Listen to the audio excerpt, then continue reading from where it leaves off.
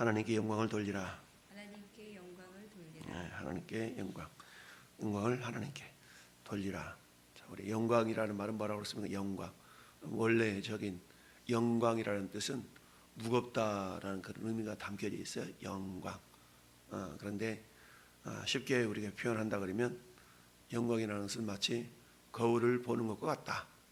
여러분, 거울이라는 존재는 거울 자신을 드러내기보다는 누군가가 자신을 비출 때 비추는 존재를 드러내는 것이 거울의 존재의 목적이죠. 그러니까 내가 거울을 쳐다보면 거울은 나를 반사를 시켜서 나를 드러내 줍니다. 이와 마찬가지로 영광이라는 것은 그 무엇인가를 드러내는 것이라고 우리가 쉽게 표현할 수가 있습니다. 따라서 우리가 보통 그러잖아요. 왜 살아? 왜 살아? 하나님이 우리를 지으신 목적을 이사야 선지자를 통해서 말씀하신 것처럼 뭡니까? 하나님께 영광을 돌리게 하렴이라. 또는 하나님을 찬송하게 하려 함이라. 다양한 모습으로 표현하고 있죠. 사도 바울도 고린도 전서에서 먹든지 마시든지 무엇을 하든지 하나님의 영광을 위하여 하라. 그러니까 뭐든지 내가 왜 사나? 존재 목적이죠. 하나님의 영광을 위하여서 하라라고 그랬어요. 그러면 오늘 이 아침에 우리가 왜 기도의 자리에 나왔나? 기도하려고, 맞죠? 기도에서 따서 먹으려고? 그것도 궁극적으로는 하나님께 영광을 돌리려고. 그럼 영광을 돌린다는 말은 뭐라고 했어요? 거울의 존재 이유처럼 드러낸다는 얘기죠. 그럼 하나님은 저나 여러분을 통해서 뭘 드러내기를 원하셔요? 우리를 통해서 하나님을 드러내기를 원하신다. 즉 세상 사람들이 우리를 바라볼 때 고린도전서 4장 1절에 있는 말씀처럼 사람이 우리를 그리스도의 일꾼이요 하나님의 비밀을 맡은 자들로 여길지어다. 그러니까 사람이 우리를 마땅히 그리스도의 일꾼이요 하나님의 영광, 하나님의 비밀을 나타낼 자로 여길지어다. 그리고 맡은 자들에게 구할 것은 충성이니라 그랬죠. 그러니까 우리가 하나님이 우리를 통해서 뭔가 하나님의 비밀을 드러내기를 원하시는데 그 비밀은 뭐냐? 그 비밀은 예수 그리스도라 라고 말씀하고 있죠. 그러니까 우리를 통해 세상 사람들이 저 사람이 예수 믿는가 봐. 도대체 예수 믿는 게 뭐길래? 이와 같은 어떤 모습들을 드러내기를 원하시는 것이 우리의 존재 이유. 고상하게 표현하면 우리가 하나님의 영광을 위하여 존재한다. 먹든지 마시든지 다 하나님의 영광을 위해서 존재한다라고 우리가 이야기할 수가 있죠. 그래서 왜 사나? 라는 것은 존재 이유를 말씀하고 있죠. 왜 사나? 왜 산다고요? 하나님의 영광을 위하여. 이사야 43장 펴볼까요? 이사야 43장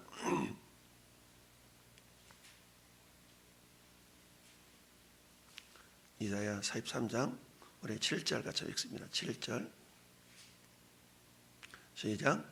내 이름으로 불려지는 모든 자 곧 내가 내 영광을 위하여 창조한 자를 오게 하라. 그를 내가 지었고 그를 내가 만들었느니라. 아멘. 내 이름으로 불려지는 자.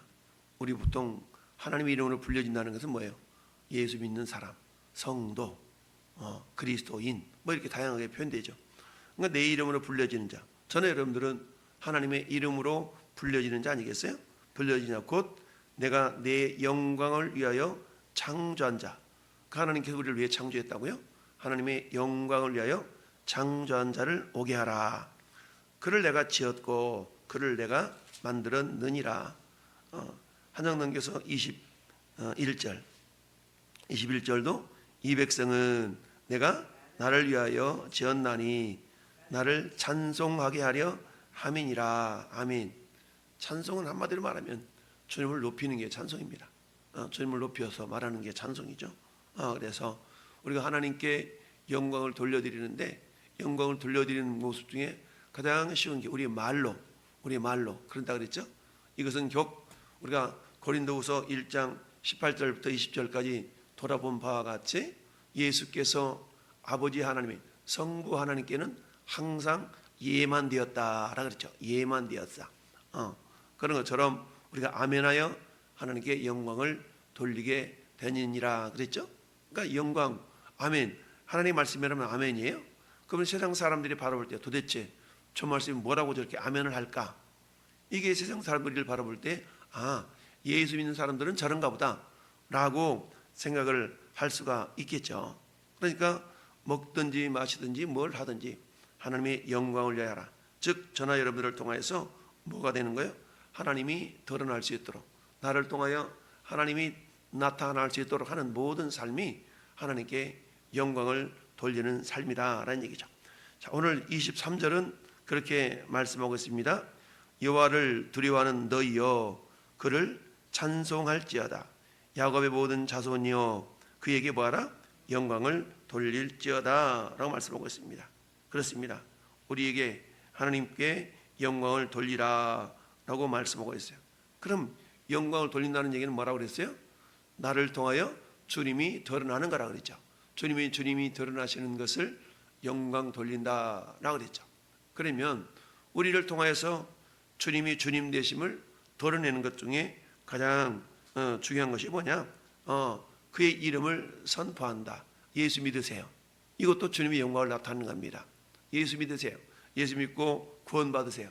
이게 22절 내가 주의 이름을 형제에게 구하고 선포하고 회중 가운데서 주를 찬송하리이다. 그러니까 예수님의 이름을 자꾸 이렇게 불러 아뢰는 것조차도 우리가 하나님께 영광을 돌리는 하나의 모습이다라는 얘기죠. 그래서 이처럼 하나님께 영광을 돌리는 모습들을 22절, 23절에는 세 가지를 말씀하고 있는데 첫 번째는 주의 이름을 선포한다. 주의 이름을 선포한다는 얘기입니다. 그러니까 날마다 예수 믿고 구원받으세요. 예수 믿고 구원받으세요. 이것도 뭐예요? 하나님께 영광을 돌리는 하나의 모습이죠. 그러니까 믿지 않는 사람들은 이해가 안 되잖아요. 도대체 예수가 뭔데 예수 믿고 구원받으라고 저럴까?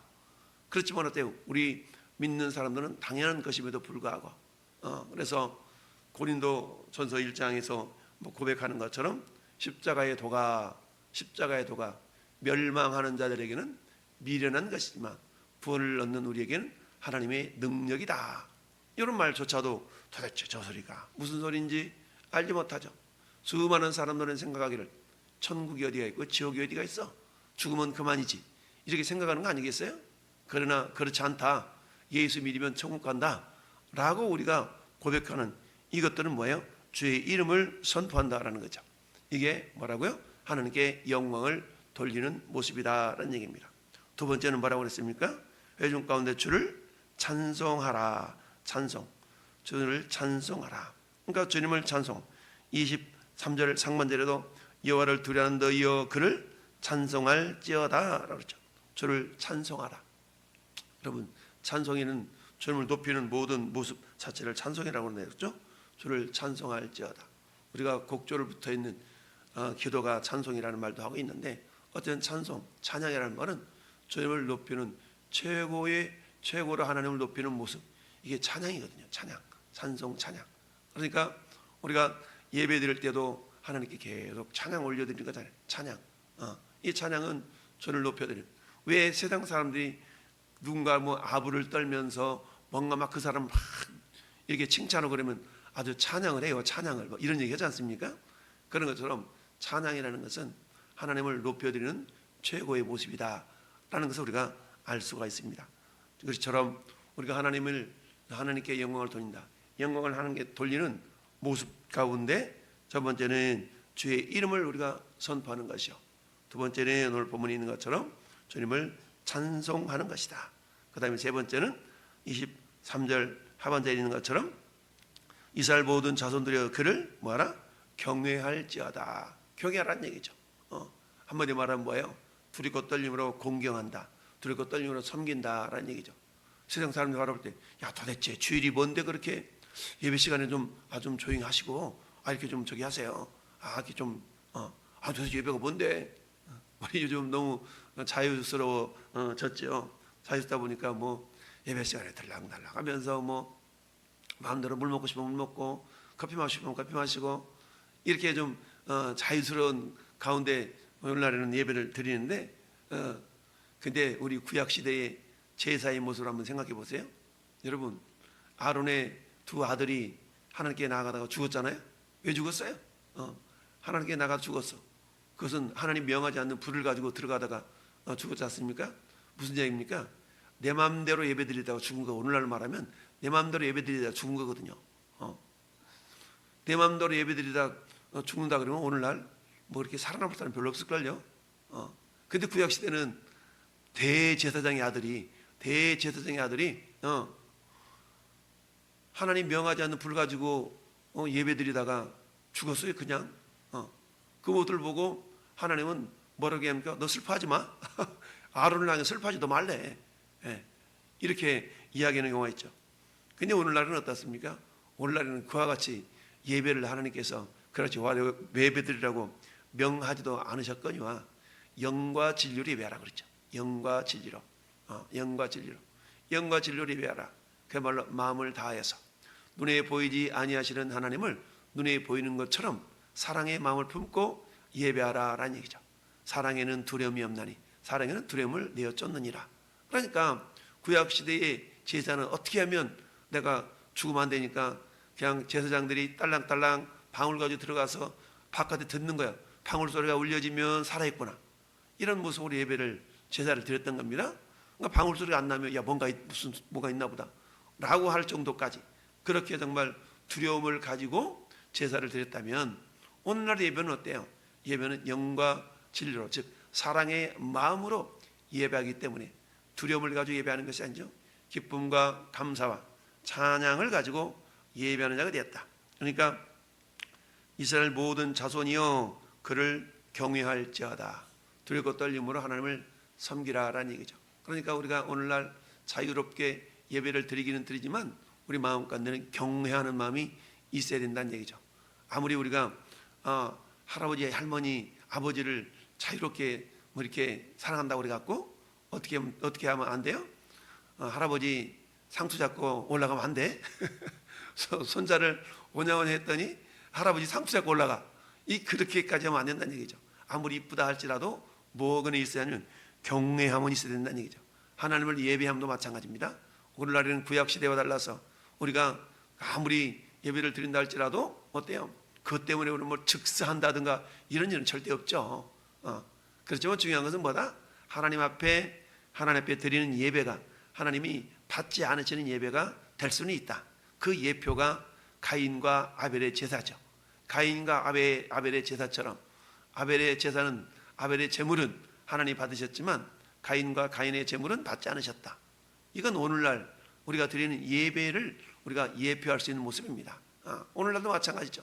우리가 예배를 드리는 것이 중요한 것이 아니고 하나님이 받으시는 예배를 드리는 것이 중요하다. 그렇다면 하나님 받으신 예배는 좀 전에 말씀드린 것처럼 영과 진리로 신령과 진정으로 드리는 예배이다 라는 기억하면서 이처럼 하나님께 영광을 돌리는 모습을 오늘은 세 가지로 말씀하고 있다. 첫 번째는 주의 이름을 선포하고, 두 번째는 주님을 찬송하고, 세 번째는 하나님을 경외하는 것이다. 이걸 통하여서 주님이 주님 되심을 드러내는 것이다 라는 얘기입니다. 그렇다면 이처럼 하나님께 영광을 돌려야 되는 이유가 뭐냐? 그럼 왜 이렇게 해야 되는데? 물론 서두에 말씀드렸던 것처럼 하나님 우리를 그 목적을 위해서 지으셨기 때문에 당연히 그렇게 해야 되지만 우리 24절은 보니까 한마디로 말하면 하나님은 선하시다. 하나님은 선하시다. 24절 말씀 보니까 그는 곤고한 자의 곤고를 멸시하거나 싫어하지 않으셔요. 곤고한 자의 곤고를 멸시하거나 싫어하지. 왜? 하나님은 선하시니까. 그는 그 얼굴을 그에게도 숨기지 아니하셔. 그가 부르짖을 때에 들으셨도다. 이처럼 하나님은 선하신 분이시기 때문에 외면하지 아니하시고 작은 신임에도 응답하시는 그러한 하나님이시다라는 얘기죠. 그래서 선하신 하나님이시기 때문에 우리는 어때요? 곤고를 멸시하지 않으시고 그 얼굴을 곤고한 자에게서 숨기지 아니하시고 그가 부르짖을 때에 응답하신다라는 얘기죠. 그래서 하나님은 선하신 분이기 때문에 우리는 하나님께 영광을 돌릴 수 있어야 된다라는 얘기입니다. 그렇습니다. 오늘 그렇다면 곤고한 자를 멸시하지 않으셨다. 그럼 1차적으로 곤고한 자는 누구예요? 곤고한 자는 다윗 자신을 나타내고 있죠. 다윗 자신이 곤고한 자였어. 그렇지만 자신이 곤고할 때 하나님을 향하여 부르짖고 기도했더니 하나님께서 기도에 응답하셨다라는 얘기입니다. 그렇다면 이 다윗은 어떻습니까? 정말 여러 가지 적들에 의해서 에워싸고 여러 가지 핍박과 어려움을 당하는 그런 삶의 현실이 있었던 거 아니겠습니까? 그럼에도 불구하고 하나님은 그 문제를 결국은 해결해 주셨다라고 고백하고 있습니다. 그렇기 때문에 이제는 어때요? 우리는 이런 다윗과 같은 그런 삶은 아니라 할지라도 우리 삶의 현장 가운데서 여러 가지 어려움이 없을 수가 없지요. 그럴 때 우리는 뭘 생각합니까? 하나님은 선하시다. 하나님은 선하시다. 라는 것을 우리가 생각해 보면 반드시 하나님은 선하신 분이기 때문에 합력하여 선을 이루신다. 선을 이루신다.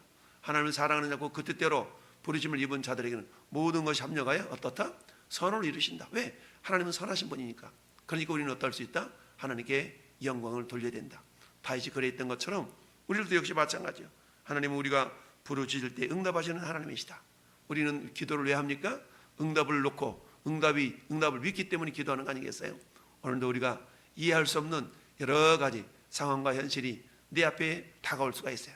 그럼에도 불구하고 하나님은 선하시다. 그 하나님은 선하시기 때문에 반드시 하나님은 응답하실 것이고 나는 그걸 믿기 때문에 하나님께 영광을 돌려드리는데 주의 이름을 찬양하고 주의 이름을 선포하고 주님을 찬양하면서 그리고 주님께 주님을 경외하면서 우리가 하나님께 영광을 돌려드릴 수가 있다라는 얘기입니다. 그렇습니다. 오늘도 저는 여러분들이 그야말로 의에 줄이고 목마른 자는 배부를 것이다 라고 주님 말씀하고 있죠. 오늘 26절은 그렇습니다. 겸손한 자는 먹고 배부를 것이며 우리 예수님이 산상수훈에서 마태복음 5장 6절에서 그렇게 말씀하고 있죠.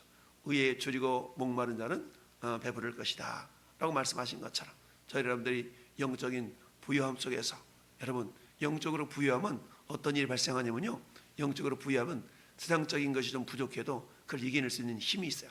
이게 빌립보서 3장 18절부터 10절부터 13절 사이에 나타나 있는 사도 바울의 고백인 거거든요. 내가 궁핍에 처할 줄도 알고 풍부에 처할 줄도 아는 일체의 비결을 배웠노라. 내게 능력 주시는 자 안에서 내가 모든 것을 할 수 있느니라. 이 고백이죠.